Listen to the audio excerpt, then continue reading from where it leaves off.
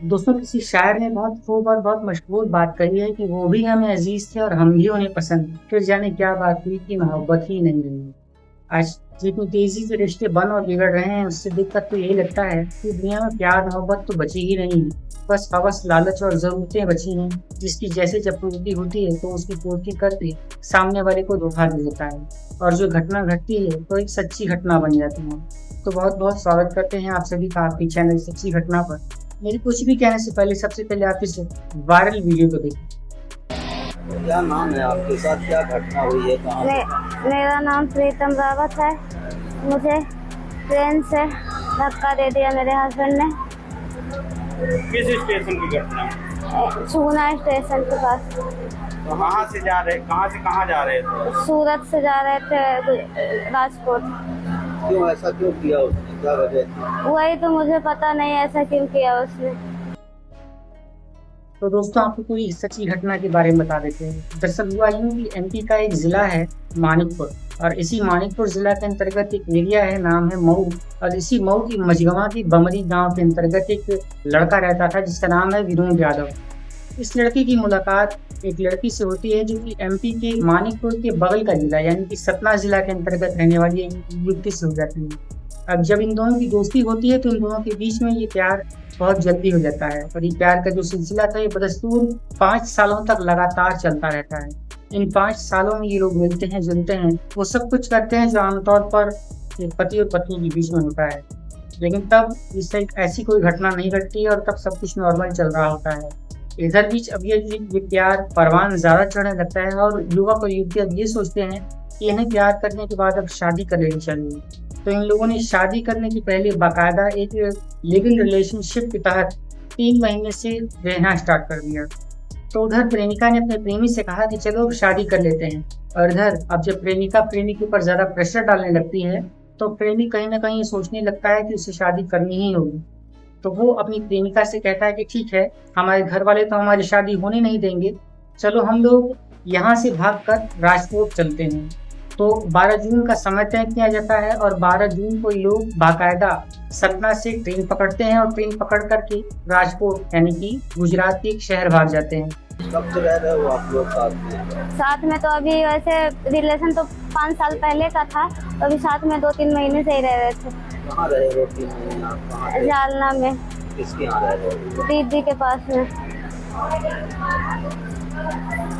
उसके वजह कुछ लड़ाई झगड़ा कुछ भी नहीं हुआ।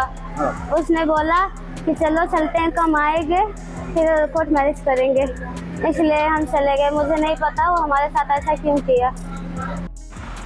बता दें कि चलती ट्रेन से नीचे फेंक देने के कारण युवती के दोनों हाथों में फ्रैक्चर हो गया है, और उसका एक पाँव में पूरी तरीके से चोट आई है, और उसका भी बहुत गहरा इलाज चल रहा है। उसकी ज़िंदगी ही लगभग तबाह हो चली है। उसने ट्रेन से धक्का दे दिया, उसके बाद क्या किया आपने? उसने ट्रेन से धक्का दे दिया, मैं पड़ी रही, फिर मैंने फोन लगाया, वो भी आया, एडमिट करवाया, पुलिस सब लोग से एडमिट करवाया। फिर एक रात रुका भी हमारे पास में। फिर हमारी दीदी को फोन किया, फिर बोला कि 5 दिन के लिए हम गांव जा रहे हैं, हमारे घर में प्रॉब्लम है। फिर इसके बाद वो आया ही नहीं, मोबाइल बंद कर लिया। कितने दिन हो गए घटना को? ये तो 12 तारीख को घटना हुई थी। इसके पहले आप कहाँ इलाज रखते, कहाँ इलाज? इलाज वहाँ राजकोट सिविल हॉस्पिटल में हुआ। तो यहाँ कौन लेके आया आपको? यहाँ लेके आई, मेरी मम्मी लेके आई है। क्या नाम है उसका? उसका विनोद यादव नाम। कहाँ का रहने वाला? मानिकपुर, मऊ, मझगवां, बमरी गांव। आप प्रेग्नेंट भी हो? हाँ, 2 महीने प्रेग्नेंट भी है। अभी आप लोगों ने शादी नहीं की है ना? अभी हम लोग शादी नहीं की, करने ही वाले थे। इसके बाद राजकोट में लोगों ने कहा कि ये लोग प्यार करने के बाद वहीं पर कोर्ट मैरिज कर लेंगे, शादी कर लेंगे। और इस तरीके से बाकायदा युवक विनोद यादव ने अपनी प्रेमिका को समझा दिया। प्रेमिका उसके प्यार की झांसी में आ जाती है, उसके साथ भागने के लिए तैयार हो जाती है। तो उसके बाद सपना से लोग भागते हुए 12 जून को ट्रेन पकड़कर निकल पड़ते हैं अपनी मंजिल राजकोट की तरफ, जहाँ पर इन लोगों ने पहले से ही प्लान बनाया हुआ था कि राजकोट पहुंचने के बाद ये लोग शादी कर लेंगे और वहीं पर मजदूरी करके अपनी जिंदगी की गुजर बसर करेंगे। लेकिन होता तो कुछ और ही है। जब इन दोनों के बीच में जो प्यार का सिलसिला शुरू होता है तो ये लोग लगातार 5 सालों तक रिलेशनशिप में रहते हैं। इसके बाद अब पिछले 3 महीनों से ये लोग इसी एमपी के सतना के अंतर्गत एक थाने के मऊ के पास की एरिया में लिव इन रिलेशनशिप में रहना स्टार्ट कर देते हैं। 3 महीनों तक लगातार लिव इन रिलेशनशिप में रहने के दरमियान अब होता यूं है कि वो जो युवती थी वो गर्भवती हो जाती है। जब युवती गर्भवती होती है तो अब वो अपने प्रेमी के ऊपर शादी का दबाव बनाने लगती है। उससे कहती है कि अब मुझसे शादी कर लो, मैं प्रेग्नेंट हो चुकी हूँ। और इधर उसका जो प्रेमी विनोद था वो अपनी प्रेमिका से शादी करना नहीं चाहता था। वो तो बस उसके साथ मजे ले रहा था, उसके साथ टाइम पास कर रहा होता है।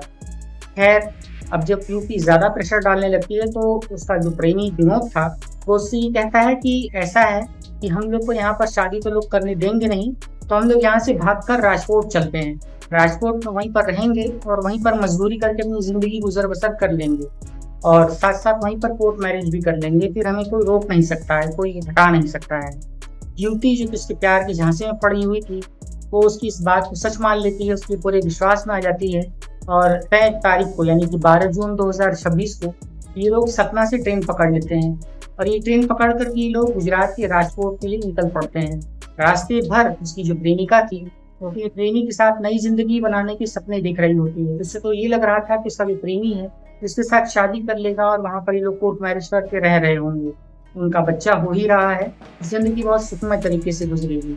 लेकिन उसे ये नहीं मालूम था कि उसका प्रेमी नहीं बल्कि एक राक्षस है, एक दरिंदा है जो कि अपनी प्रेमिका के साथ टाइम पास कर रहा है। उसके साथ प्यार वो करता ही नहीं था कभी।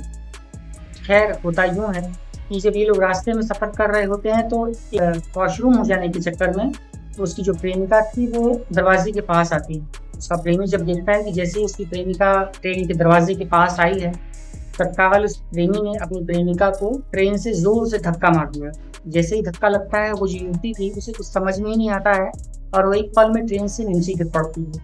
बहुत ही लहूलुहान हालत में उसकी हालत पाई जाती है और बहुत ही ज़्यादा उसकी कंडीशन खराब हो जाती है। ईश्वर का बहुत बहुत धन्यवाद था कि उसकी जान नहीं जाती है, बहुत बहुत साफ वो बच जाती है।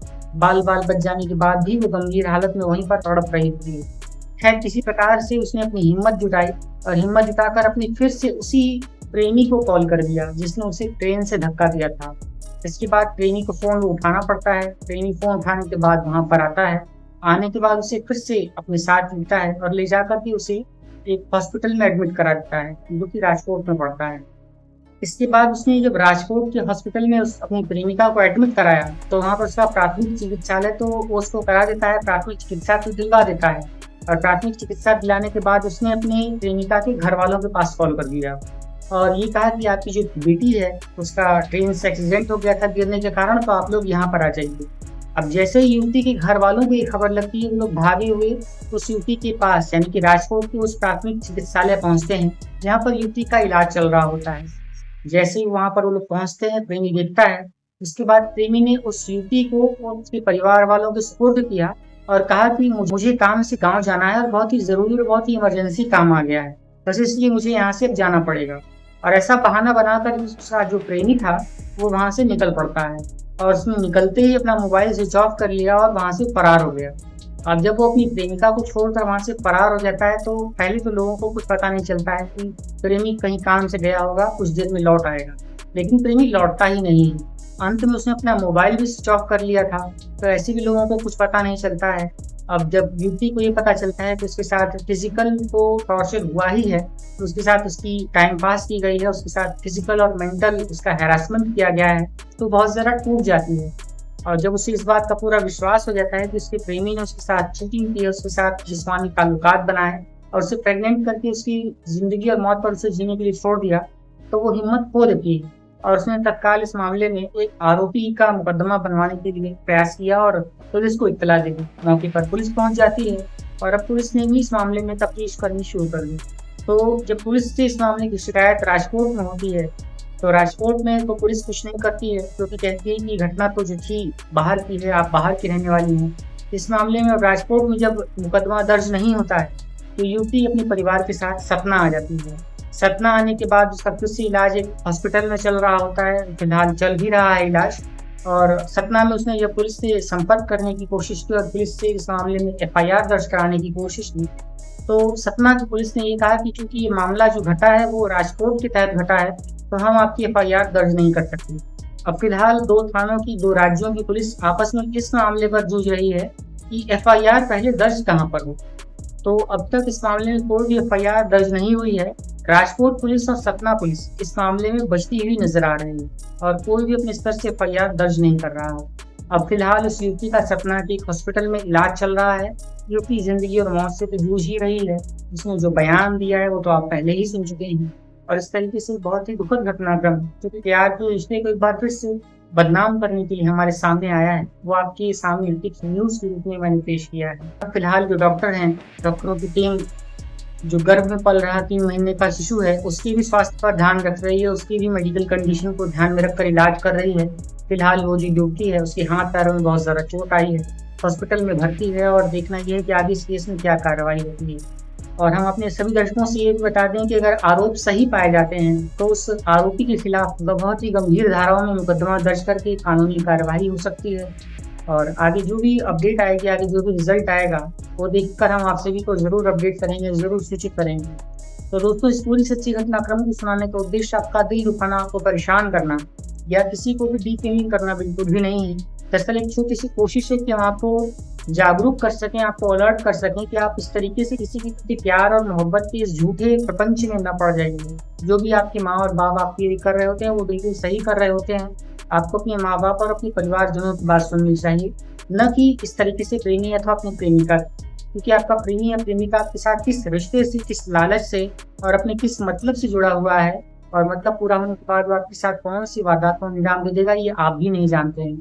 आजकल के रिश्ते बहुत कमजोर हो चले हैं, जिसको एक धागे से भी कमजोर कहा जा सकता है। न जाने कब टूट जाए, कोई कुछ कह नहीं सकता है। तो दोस्तों, इस पूरी सच्ची घटनाक्रम के संबंध में आपका क्या कहना है, कमेंट करिएगा, अपनी राय जरूर बताइएगा। और अगर आपको ये वीडियो अच्छी लगी है तो इसे लाइक करिएगा। चैनल सच्ची घटना पर पहली बार विजिट किया है तो इसे सब्सक्राइब करके बेल आइकन को ऑल पर सेट कीजिए और हाई पॉइंट्स देकर हमें मोटिवेट कीजिए, ताकि हम आप सभी इस तरह से अवेयरनेस वाली वीडियो समय समय पर ला कर देते रहें। आप भी अलर्ट रहें देश दुनिया और दुनिया की ताज़ा तरीन वारदातों के साथ, ताकि आप किसी के बहकावे में ना आए। आप अलर्ट रहें, आप सचेत रहें और किसी भी वारदात को होने से पहले ही आपकी सावधानी आपको रोक सके। कहते हैं कि सावधानी हटी और दुर्घटना घटी। तो अगली वीडियो में फिर मिलते हैं।